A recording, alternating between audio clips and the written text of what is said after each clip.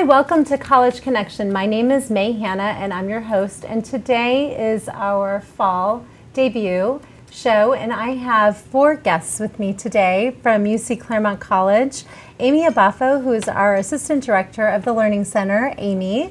I'm kind of going out of order, so sorry. Right. Megan Shepard at the end, UC Claremont Professor of English. She's adjuncting for UC Claremont College. And 2 of our students, to my right is Katie Berberick, and welcome, Katie. Thank you. And Nina DiGiovanelli. Nina, welcome to the show. And so I asked the 4 of you to come on the show after I'd heard from Amy and from Megan about your trip that you took this spring to Sri Lanka. And so I know a lot of folks at the college are not even aware that there are opportunities like this, so I thought it would be a great opportunity for us to get together to talk about your experience and why you went there. And I know there's another trip coming up in 2015, so towards the end of this academic year. So we thought it would be a good time to get together and just chat a little bit about that. And so we're going to include our viewers in on this chat. So Amy, if you would kick us off. This is kind of your baby, so to speak, and you've had some experience prior with Sri Lanka and visiting there. So tell us a little bit about this. Okay, yeah, great. I was in the Peace Corps in Sri Lanka in 1988, 1989, and since then I've always wanted to go back there and bring students back there, because Sri Lanka is like this little unknown secret, and it's a beautiful country, it's got a lot of culture, and something completely different from what we're used to here. So when this opportunity presented itself last year, I signed up, I got a site visit grant to go develop the class, and then this past spring, I took these guys, and Megan joined us, and we went to Sri Lanka. We stayed, okay, so do you want me to tell you about the homestay? Sure. Okay, we had a homestay with Punya, and she was actually the person I had a homestay with when I was in the Peace Corps in 1988. I stayed with her and her 2 sisters and her mother at the time. Wow. So she was young, I was young, younger. But it was really cool because we've stayed in contact for 25 years. It was 25 years exactly when I went and did the site visit last year. Wow. And all those years we've written, we've lost touch, we've reconnected, and we found each other through Facebook, ironically, you know, the great World Wide Web now. Uh-huh. And so it was kind of neat. And she said, yeah, she wanted us all to stay with her, and she wanted everyone to be there, and she was just great. And what was really cool for me is to watch these guys like fall in love with her the way I fell in love with her family, you know, 25 years ago. So, for the viewers, tell us what a home visit is, or a site visit, and how did you connect with your friend the first time? I mean, you were strangers, and then obviously she hosted all of you? Yeah, we all stayed there in her house. Wow, that's pretty amazing. 8 of us. So tell us a little bit, give us a little more background on that. In the Peace Corps, when you go there, they put you with a family, so you learn the culture and you learn the customs, you learn the language and all that stuff. And so that was a family the Peace Corps put me with. And then I went on to live in Anuradhapura, so I lived in another town for the majority of my stay in Sri Lanka. But we always came in contact, or we always kept in touch. And when I went to Kandy, where she lived, I would always stop in and visit her family. Mm-hmm. And we just wrote letters on and off through the years. And she always would write me and ask me for cake books. And she would ask me for pans, and she would ask me for architect books of houses. And so I'd send her this stuff. I'm thinking, okay, sure, I'll send it to you. And I would do that, and then we'd lose touch, we'd reconnect. And then on Facebook, we connected. And then a year after we became friends on Facebook, the opportunity for the site visit through UC International, I had to submit a proposal, and they gave me a grant to go develop this class in Sri Lanka. And so I emailed Punya and says, I'm coming to Sri Lanka, you know, hey, oh my goodness, you know, we're going to see each other again. It was 25 years, like I said, so it was really exciting for me. And she's like, oh, you're staying with me, don't even think about staying anywhere else. You know? So my husband came with me for the site visit because he didn't want me traveling by myself, understandably. Right. And he fell in love with Punya. He didn't want to go on this trip. This is a great, funny story. He didn't want to go because he had heard my stories from the Peace Corps, which you're living in a third world country, you know, going to the bathroom the way they go to the bathroom, using urinals on the floor. He heard all my bug stories, and so he's like, I don't want to go. I don't want to go with you. You know, Right. and he was fighting me the whole way. Right. We get there. He falls in love with Punya and her husband and her kids, and it was just really neat for me to see Aw. that. And so I knew. He said he came after after we went. He talked at our get together and said, you know, there's no way that they can't fall in love with Sri Lanka Oh, that's and with Punya and her fantastic. family. That's fantastic. So, Megan, how did you get on board with this program? Yeah, so I've been wanting to learn more about study abroad and maybe lead a study abroad trip. And so last fall, I got information about a faculty mentorship grant where you go on another professor's study abroad trip and learn from them. And so I learned about that, and then just by chance, I heard about Amy's program and went to talk to her, and she said, yes, come. It's great. So it just worked out. Like, the timing was perfect. So Amy needed someone. I found out about the program. I wanted to do it. So we connected. And so I got a grant from UC to fund me going on the trip so I could learn about the trip and lead the trip in 2015. Oh, that's fantastic. it's And so, been what great. is the class that is taught on the study abroad trip? You said you got a grant to develop a class that is taught. It's through English 2089. Okay. And it's 2089, we focus on genres and discourse communities, and it really fits in perfectly with what we did in Sri Lanka. Okay. Because we wrote a paper, they're writing a paper, they wrote a paper on ethnographies and different ethnographies in Sri Lanka, and a service learning paper they wrote about too, so. Okay. So now for not for Megan, for Katie and Nina, jump in. Tell us, how did you hear about it? What enticed you? I mean, Sri Lanka is not the first place that most people think, like, that's someplace I really want to go, but I'm sure it's really rich in history and it's beautiful. I've seen some of the photos and they're amazing. So what was it that grabbed your attention? Yeah, well, I'm a huge advocate for study abroad. I think it's so important, and it's such a good way to learn experience versus reading a book.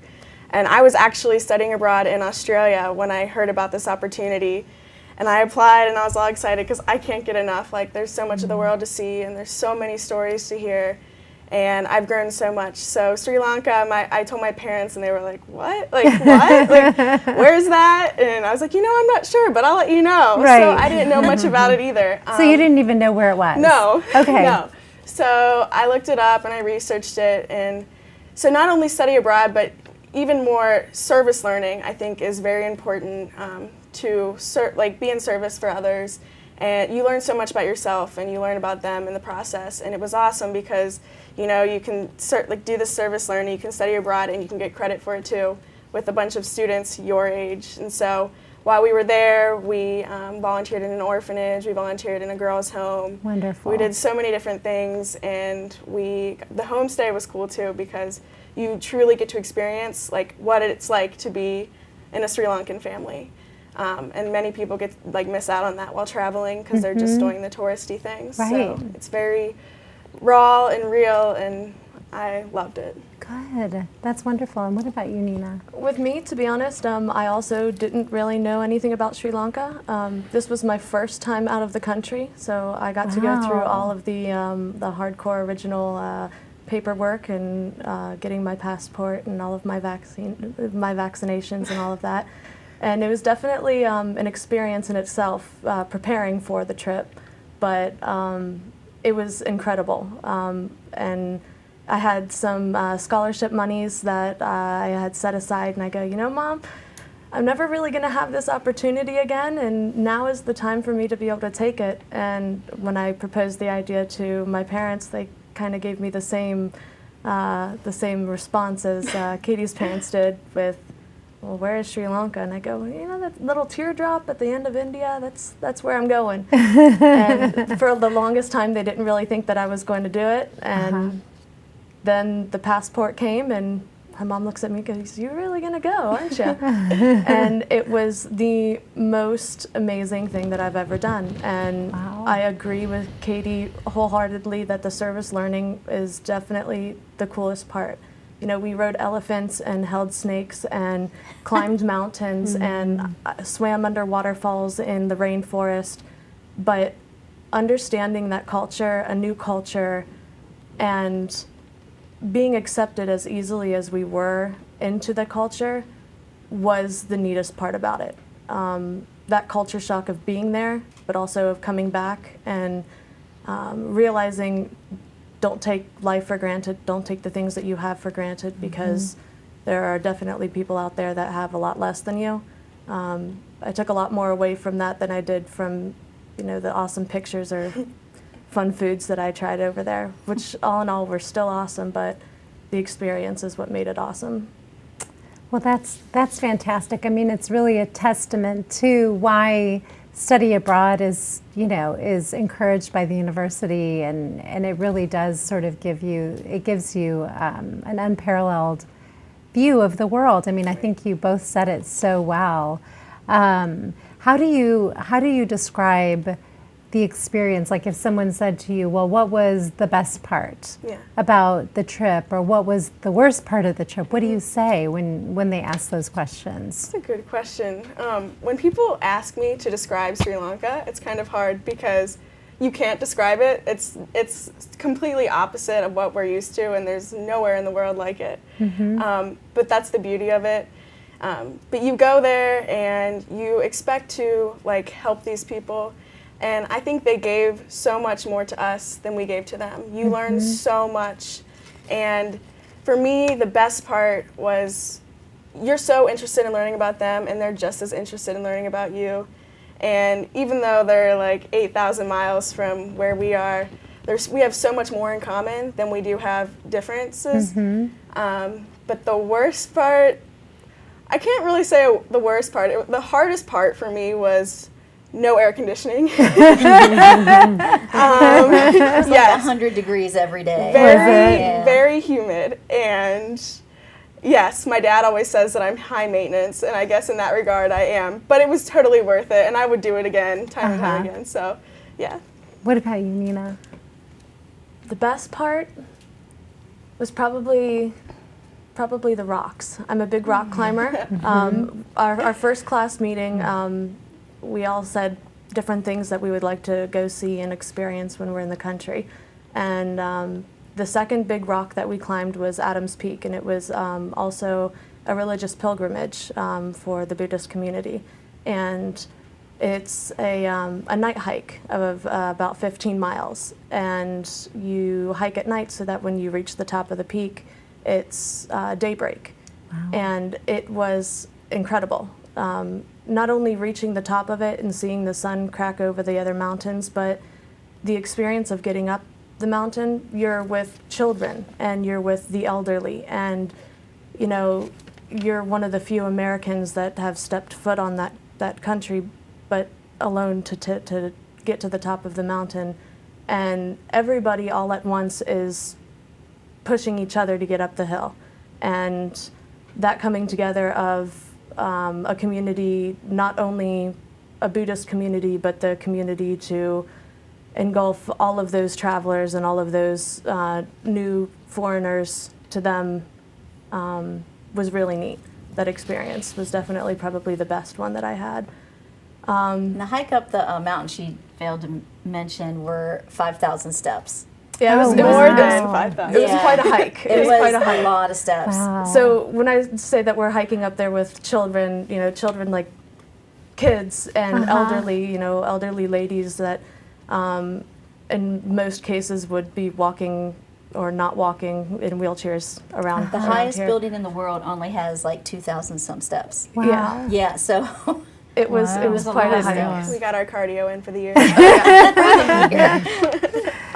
So is it a pilgrimage? Yeah, It is a Okay. pilgrimage. Okay.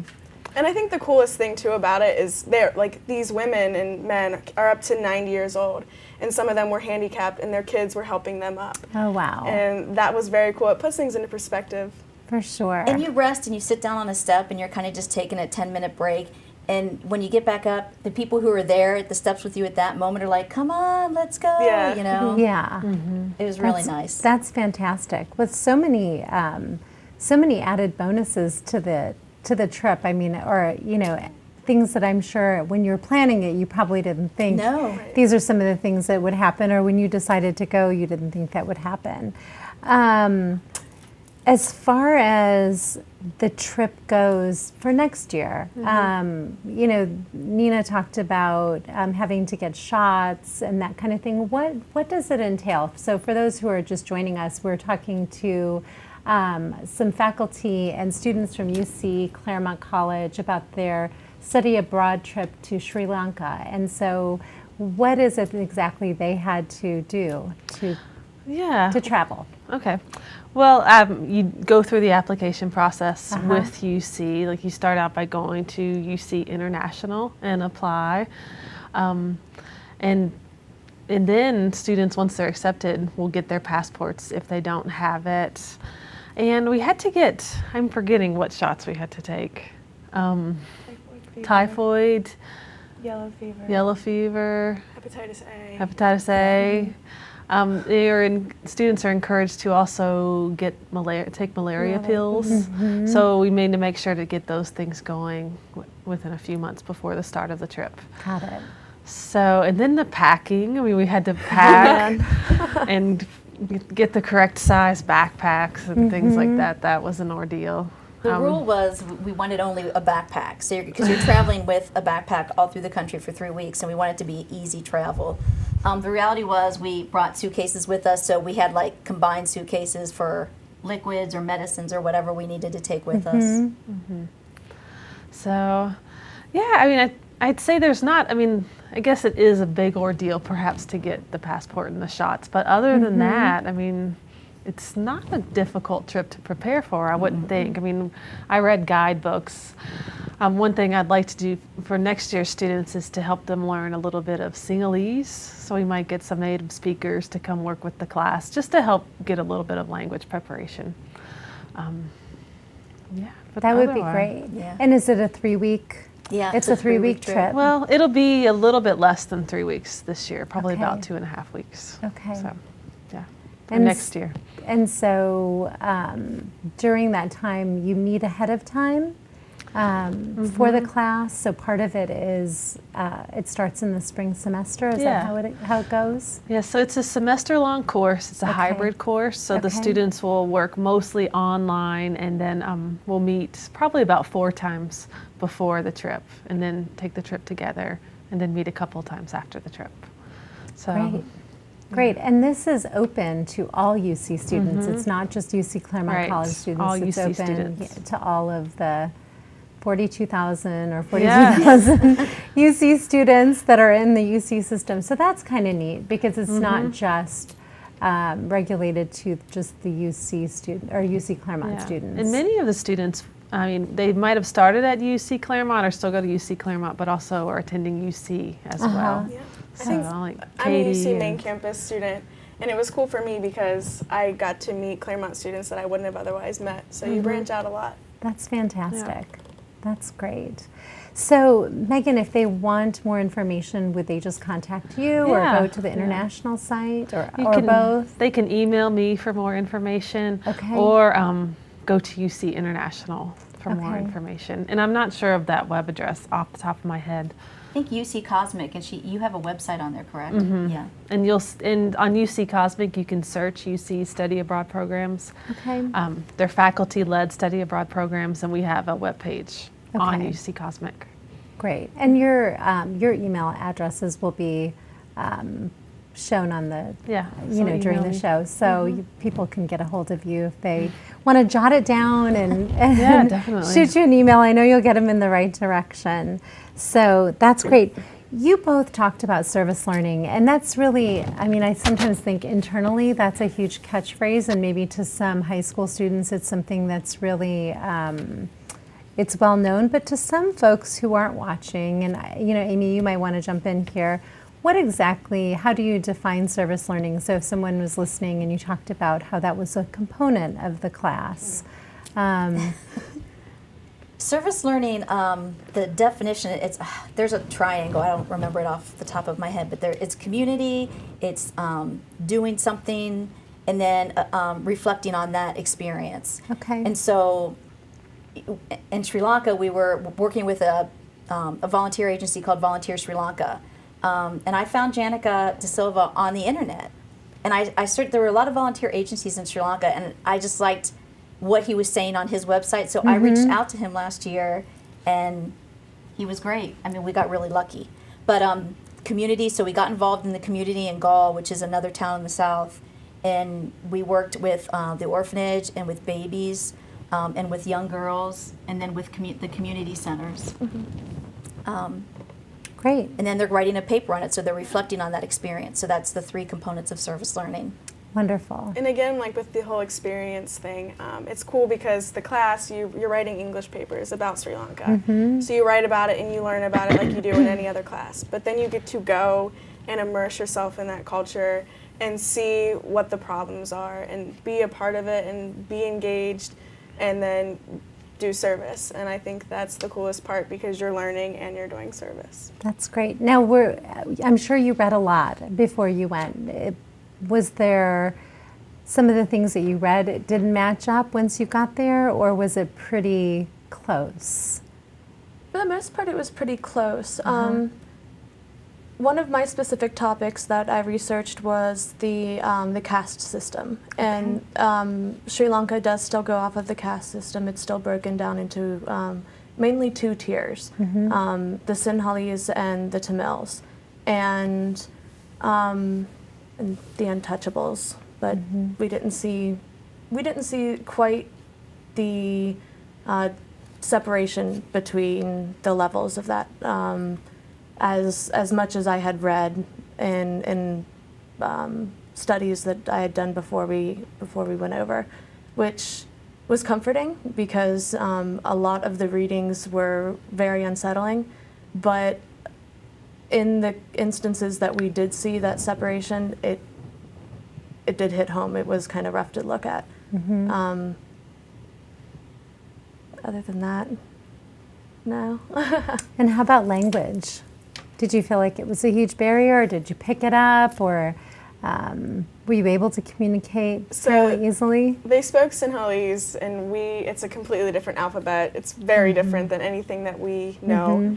But I will say that I was surprised that more people knew English. Like a lot of people, they knew enough English to communicate with us and help us out. And they were so helpful. So many people had nothing, and they were willing to give you anything they had to help you and get you where you were going. And that was very cool. But as far as a language barrier, yes, there was definitely one. Yeah. And what about, of course, the food? How was that, and what did you think of the food? The food was great. What I missed most, I was never really one for spice, so I definitely took on a challenge with that. I miss most the fruit, the fresh fruit. You cannot pineapple. get. Oh yes, the pineapple. I miss the fresh fruit, the pineapple, papaya, the guava, everything that we would get. I mean, just a smorgasbord in the morning, especially when we were at the homestay with Punya. It was like she couldn't feed us enough. And the way that Punya and Aparna and Kusuman took us in, 8 strangers from a foreign country, it was the same way that my parents would have taken in 8 strangers from a foreign country. They are my Sri Lankan family, home away from home. Yeah. And to be able to say that with my first homestay, my first time out of the country, it's a big thing to be able to say. I can't wait to go back. It will be done. Good. That's fantastic. How has it changed in 25 years? You know, that is so funny. Katie and I were just looking. I brought pictures in today to show Katie. I mean, there's more buildings and there's more roads, but the basic stuff has not changed at all. Like the Temple of the Tooth looks the exact same as it did 26 years ago. Yeah, if she hadn't told me, I would have believed they were from our trip. All of those pictures, they looked the same. Sigiriya, same. That's amazing. Yeah, you see a guy on a bicycle riding, you know, in between 2 paddy fields. It was the same. So. But there's beauty in that. It's kind of cool how it's so untouched, because I was just telling her, like, things change every day here. Right. You're driving on the highway, and the next day there's a huge industrial building. Like, it's cool. It's cool. And one other thing I want to say is that the relationship that formed between the students on this trip. We were together almost 24/7, and we all got along. I mean, I know so much about these guys that I wouldn't have gotten to know otherwise. We started our trips being kind of standoffish to each other, and near the end we're sharing, you know, like, our bathroom experiences together. So it was really, Everybody knew everybody, everything about everybody. Yeah, whether you wanted to or not, Right. right? but it was just really great. It's the beauty of traveling together. Yeah. And I think that everyone traveled so well together because everyone was so adventurous and laid back and was a great group. relaxed. No one was very high strung. Like everyone got along Yeah. together very well. So I That's don't know if it's great. just the type of person who is interested in going to Sri Lanka, Yeah. a place Right. that most people don't know anything Never heard about. about. Right. So. But it is, I mean, I think for anybody, it is a stretch. You know, you were saying earlier that you were in Australia. And I'm sure, if you asked a group of, 100 people how many would go to Australia and how many would go to Sri Lanka, you probably would have Right. 75% would say, Australia. Yeah. So, or more. But I mean, it's really a stretch to go to a place that, is outside your comfort zone, and the language is different, and there isn't a lot that is that feels like home. Right. But what you're saying is it really did it was much more home-like than you probably imagined. Yes. And I'm sure that that's part of the growing, and for the faculty, I'm sure that's like the beauty of it, right? It was a lot of the people that made it feel like home. It was the experience of getting to know the not only the culture but the surroundings, and how people lived and how they engulfed you in those situations. A couple friends of ours that Katie and I met, they had a broken down flat tire, and we got to experience one of the rituals that they would proceed with before they changed a tire, which a lot of them include burning incense and coconut shells before they do really anything. But it was neat because As a blessing. we got to experience that, and we'd never, you go in, you pay your bill, you get an oil change. Right. But it was a completely different experience, and Right. that's what they do, with anybody that comes in and needs a patch tire. And being engulfed in that type of situation was really neat. The unexpected, I think, was the coolest part about the trip. That's fantastic. Well, I really appreciate all of you coming on the show today and talking about your wonderful experience in Sri Lanka. And I know that folks who are listening to the show, if they have kids that go to UC, you probably will hear from them, Megan and Amy. And I really appreciate you sharing the student perspective. I think that's really important. So thank you for coming on. And we thank Anderson Community Television, our partner in this broadcast, for hosting us. And until next time, we hope you'll join us again.